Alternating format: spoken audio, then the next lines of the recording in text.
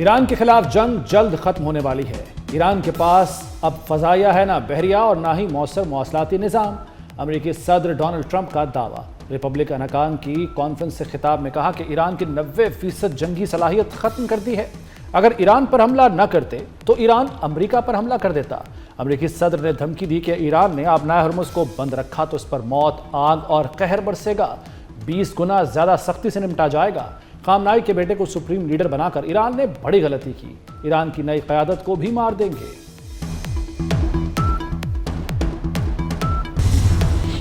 عاشور سے محبت کرنے والی قوم کو کھوکھلی دھمکیوں سے خوفزدہ نہیں کیا جا سکتا۔ ایران کی قومی سلامتی کے مشیر علی لاریجانی کا ڈونلڈ ٹرمپ کے بیان پر رد عمل۔ کہا پہلے بھی کئی لوگوں نے ایسے دعوے کیے لیکن ناکام رہے۔ اپنا خیال رکھو، کہیں ایسا نہ ہو کہ مٹا دیے جاؤ۔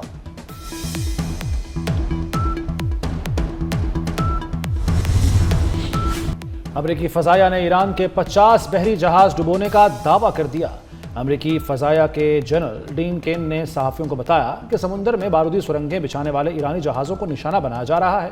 امریکی جنرل نے ایران کی جوابی کارروائیوں کا بھی اعتراف کیا۔ کہا ایران کی جوابی کارروائیاں امریکہ کے لیے اتنا بڑا مسئلہ نہیں جتنا سمجھا جا رہا تھا۔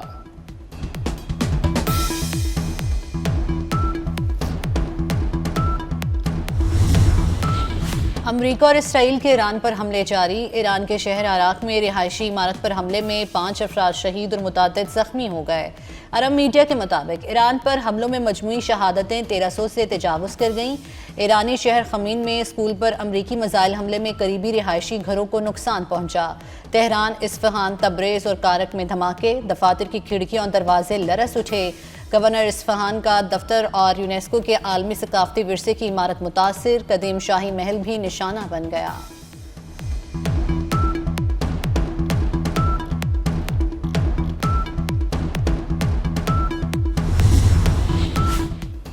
ایران کی اسرائیل اور امریکی تنصیبات پر حملوں کی 34ویں لہر شروع۔ حملے میں 3 مختلف اقسام کے میزائل اور ایک ہائپرسونک میزائل استعمال کیا گیا۔ پاسداران انقلاب کا دعویٰ۔ بحرین میں امریکی نیول تنصیبات کو نشانہ بنایا گیا۔ اسرائیل کے کئی فوجی مقامات پر بھی حملے کیے گئے۔ اسرائیلی فوج کے خفیہ میزائل لانچرز کو بھی تباہ کرنے کا دعویٰ۔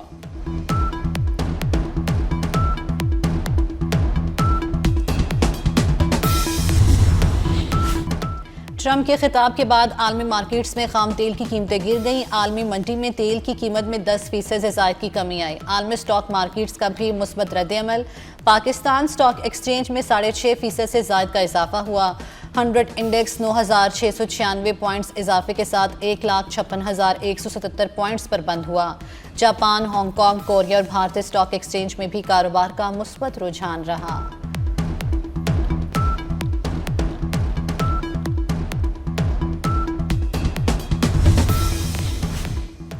مشرق وسطیٰ میں جنگی صورتحال، تیل کی پیداوار میں بڑی کمی۔ تیل پیدا کرنے والے بڑے ممالک نے ہاتھ روک لیا۔ سعودی عرب نے تیل پیداوار میں یومیہ 20 سے 25 لاکھ بیرل کمی کر دی۔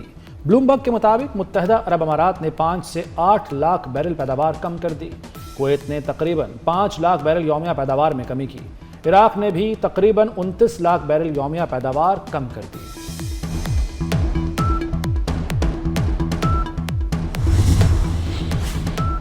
وزیراعظم کا ایران کے نئے سپریم لیڈر کے نامزد ذمہ داریاں سنبھالنے پر مبارکباد دی۔ سپریم لیڈر آیت اللہ خامنئی کی شہادت پر تعزیت کا اظہار۔ کہا مشکل وقت میں ایران کی قیادت اور عوام کے ساتھ کھڑے ہیں۔ پاکستان نے ایران میں اپنے سفارتی عملے کی تعداد محدود کر دی۔ سفارتی ذرائع کے مطابق غیر سفارتی عملے کو فوری واپس بلا لیا گیا ہے۔ ایران میں پاکستانی سفیر مدثر ٹیپو پاکستانی سفارتکاروں اور عملے کی قیادت کر رہے ہیں۔ ایران میں پاکستانی سفارت خانہ اور قونصل خانے مشکل حالات کے باوجود پاکستانی شہریوں کی سہولت کے لیے کھلے ہیں۔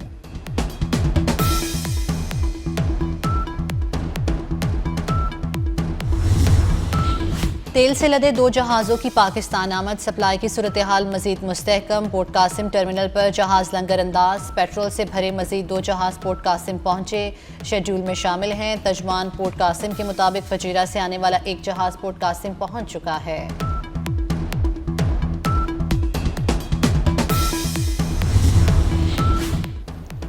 سندھ میں اسکول 16 تا 31 مارچ بند رکھنے کا اعلان۔ کالجوں اور جامعات میں کلاسز آن لائن ہوں گی، امتحانات شیڈول کے مطابق ہوں گے۔ سندھ حکومت کا کفایت شعاری پلان سامنے آ گیا، سندھ کابینہ کا 3 ماہ کی تنخواہیں نہ لینے کا فیصلہ۔ شرجیل میمن نے بتایا کہ سرکاری محکموں میں 60% گاڑیاں 2 ماہ کے لیے بند کر دی گئیں، فیول میں 50% کمی اور غیر ملکی دوروں پر پابندی عائد کر دی گئی۔ سرکاری دفاتر میں 2 ماہ تک ریفریشمنٹ نہیں ہوگی، پیر سے جمعرات تک دفاتر کھلیں گے، جمعے کو ورک فرام ہوم ہوگا۔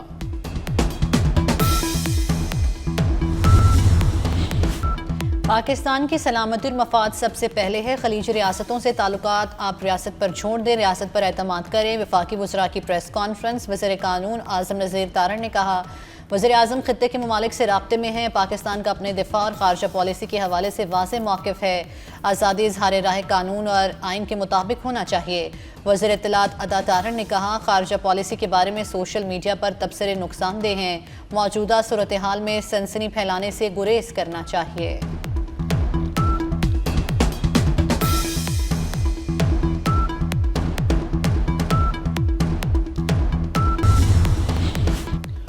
ترجمان افواج پاکستان کے مطابق پاکستان کی سالمیت اور دفاع پر وار نہیں کیا جا سکتا۔ آئین کے آرٹیکل 19 کے تحت آزادی اظہار رائے اور قانونی حدود و قیود واضح ہیں۔ دوست ممالک کے ساتھ تعلقات کو بھی نقصان نہیں پہنچایا جا سکتا۔ 2 سال قبل D G I S P R آئین کے آرٹیکل 19 پر یہی موقف پیش کر چکے۔ اسحاق ڈار کا بحرین کے وزیر خارجہ عبداللطیف بن راشد سے ٹیلی فونک رابطہ، دونوں رہنماؤں کے درمیان مشرق وسطیٰ کی موجودہ صورتحال پر تبادلہ خیال۔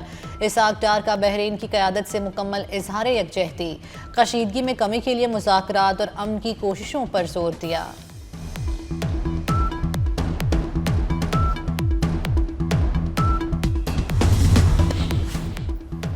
سعودی دارالحکومت ریاض میں رہائشی علاقے میں ڈرون گر کر تباہ، کوئی جانی نقصان نہیں ہوا۔ سعودی محکمہ شہری دفاع کے مطابق ریاض کے شمال میں ڈرون گرا، کوئی جانی نقصان یا کسی کے زخمی ہونے کی اطلاع نہیں ملی۔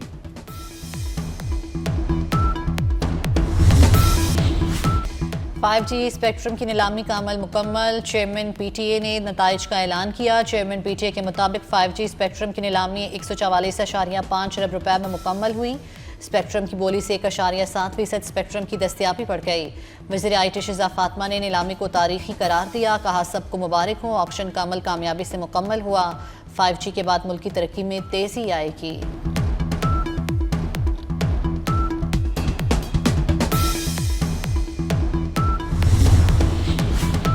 وزیر اعظم شہباز شریف کی زیر صدارت FBR کے امور پر جائزہ اجلاس، شہباز شریف کی ٹیکس چوری کے خاتمے کے اقدامات کی ہدایت، کہا پیداواری شعبوں کی خودکار نگرانی کی جائے، ٹیکس چوری کے خلاف انفورسمنٹ کو مؤثر بنایا جائے، ڈریپ ادویات کی سیریلائزیشن مکمل کرے۔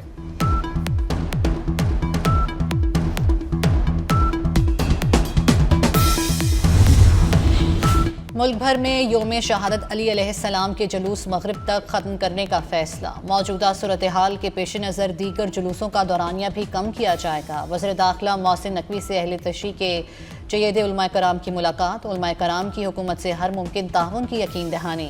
محسن نقوی نے کہا آج پاکستان آپ سے پھر اتحاد کا تقاضا کر رہا ہے، موجودہ صورتحال میں بھائی چارے کو فروغ دینا ہے، دشمن کی سازش کو اتفاق کی قوت سے ناکام بنائیں گے۔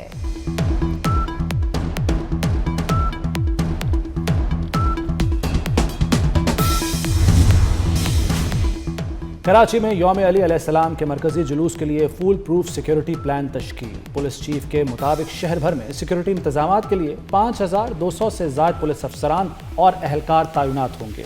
لاہور میں بھی یوم علی کے مرکزی جلوس کے لیے سیکیورٹی انتظامات مکمل، DIG آپریشنز کی زیر صدارت آپریشنز ونگ کا اجلاس، مجالس اعضاء اور جلوسوں کی سیکیورٹی انتظامات کا تفصیلی جائزہ لیا گیا۔ پاک فوج کا آپریشن غزب الحق کامیابی سے جاری، افغان طالبان اور فتنہ الخوارج کے خلاف مؤثر جوابی کارروائیاں، پاک فوج نے انندورپورم سیکٹر میں اہم پوسٹوں اور مراکز کو تباہ کر دیا، جوابی کارروائیوں میں بزدل افغان طالبان پوسٹیں چھوڑ کر فرار، سیکیورٹی ذرائع کے مطابق افغان طالبان اور فتنہ الخوارج کے ٹھکانوں کو نشانہ بنایا جا رہا ہے۔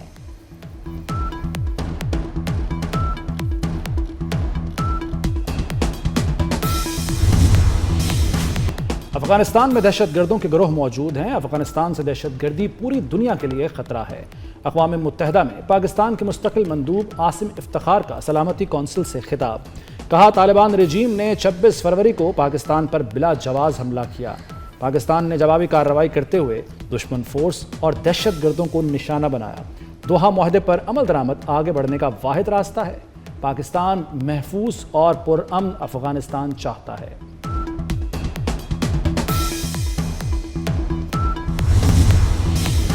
طالبان پالیسی سے افغانستان میں قحط کا خطرہ، تاجروں نے خطرے کی گھنٹی بجا دی۔ افغان تاجروں کے مطابق اس وقت مارکیٹ میں صرف 1 سے 1.5 ماہ کے لیے خوراک کا ذخیرہ موجود ہے۔ پاکستان سے تجارتی بندش اور علاقائی عدم استحکام سے بنیادی اشیاء مہنگی ہو گئی۔ متبادل تجارتی راستہ نہ ملا تو صورتحال مزید سنگین ہو سکتی ہے۔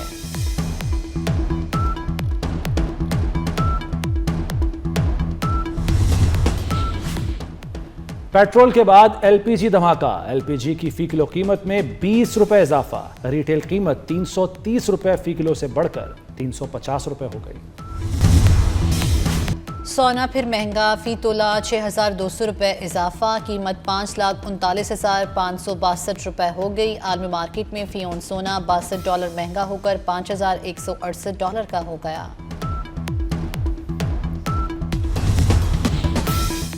پیٹرول کی آگ نے ٹریفک پولیس کے ہاتھ روک دیے۔ لاہور میں عید تک موٹر سائیکل اور رکشوں کے چالان بند۔ ٹریفک پولیس میں وی آئی پی کلچر کا خاتمہ۔ سی ٹی او صاحب بھی موٹر سائیکل پر آئیں گے۔ ٹریفک پولیس کا پیٹرولنگ کے لیے سائیکل ماڈل تیار۔ ٹریفک اہلکاروں کے گاڑی سٹارٹ کھڑی کرنے پر پابندی۔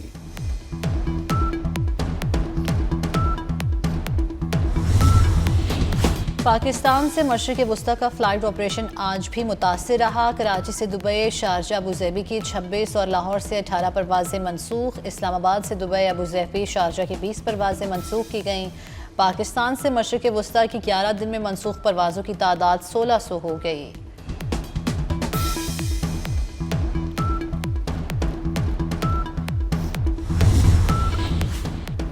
رمضان کا آخری عشرہ، ملک بھر میں لاکھوں لوگ اعتکاف بیٹھ گئے۔ مساجد میں خیمہ بستیاں، ہر طرف روح پرور مناظر۔ لاہور کے داتا دربار میں سب سے زیادہ شہری اعتکاف بیٹھے۔ مساجد میں معتکفین کے لیے سحر و افطار کے خصوصی انتظامات۔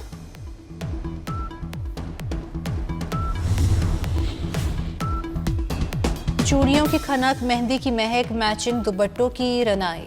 عید قریب آتے ہی شاپنگ کے لیے بازاروں کی رونق عروج پر پہنچ گئی۔ کراچی، لاہور، اسلام آباد سمیت مختلف شہروں میں خریداروں کا رش بڑھ گیا۔ پاک بنگلہ دیش ون ڈے سیریز کی ٹرافی کی رونمائی کر دی گئی۔ قومی کپتان شاہد آفریدی اور بنگلہ دیش کے کپتان مہدی حسن میراز موجود تھے۔ 3 ون ڈے میچز پر مشتمل سیریز کا پہلا میچ کل کھیلا جائے گا۔ شاہین آفریدی کا کہنا ہے کہ صاحبزادہ فرحان اور معاذ صداقت اوپن کریں گے۔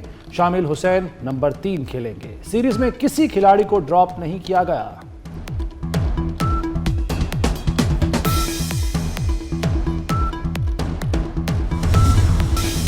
آئی سی سی نے T20 ورلڈ کپ کی ٹیم آف دی ٹورنامنٹ کا اعلان کر دیا۔ پاکستان کے صاحبزادہ فرحان بھی شامل۔ صاحبزادہ فرحان نے ایونٹ میں سب سے زیادہ 383 رنز بنائے۔ ٹیم آف دی ٹورنامنٹ میں بھارت کے 4، انگلینڈ اور جنوبی افریقہ کے 2 پلیئرز شامل۔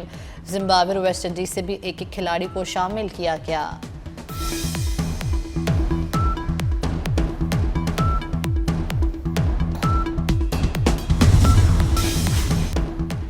اور مشہور فلم ہیر رانجھا کے ہدایت کار مسعود پرویز کی آج برسی منائی گئی۔ مسعود پرویز نے قائم پاکستان سے قبل بننے والی فلم منگنی میں بطور ہیرو بھی کام کیا۔